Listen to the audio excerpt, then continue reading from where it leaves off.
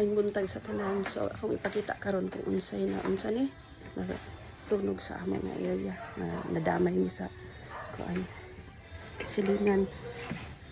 So kani siya, so we will be going up kung so, it's a second floor na kuan ibabaw sa akong tindahan. So yung ani siya karon, so bungkag yun ang kuan mga bintana. So yung ani kulay unsa na. So yung ani tanan nga butang sa akong anak except for charred gyud ang kuan. So kalimpihan pa nako ni siya diri except for my Bible. Grabe gyud ka pang ang Ginoo. So ang kilid na kuan, pero other than that makuan pa man.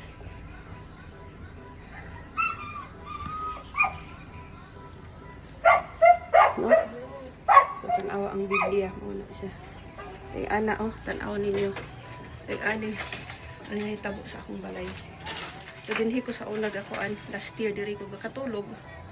Pero ang ana so otro na sad nato ni ang ana ang kuan eksena diri sa kuan. So tanan nga butang nga dinhi sa akong anak wala gid na save. So, pero I am very comfortable dinhi sa ibabaw kay gahi kay na siya na kuan.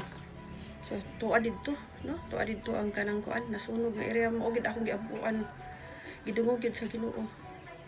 Unsay kuan wala na kuan. So kanira gid siya dinhi kay ako gyud giampuan nga dili gid ang main house kuan. So yung ani siya grabe ka kuan ang atop no, yung anak ang nahitabo diri sa kuan akong kuan diri ko gakatulog bahala na din ang kuan. So ako ra ni ipa-check up ang kanang mga kuan sa kuryente no. So ang akong samurai wala mong good ay nako gikuha ang samurai sa akong amahan. Naara ang samurai kaon ko pa ni siya. It's a samurai. Wa din na kuan. Ang sakuban ra siguro ni ang kuan. So yung anak na kuan yun. Other than that, kung inyong lilion, hintak pag dili pag kuan. Ang alkubar ra gid niya ang kuan mo gani kay natatsahan ang kanang kuan atop. No, kay gipaon na gid namo og kuan sa request gid tayo sa fire department. Nagbuto ang glass.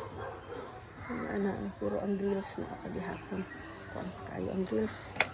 No, so salamat sa Ginoo nga gi-save pag gid dayon niya. So yung anak kadikit man gud yung ani kadikit.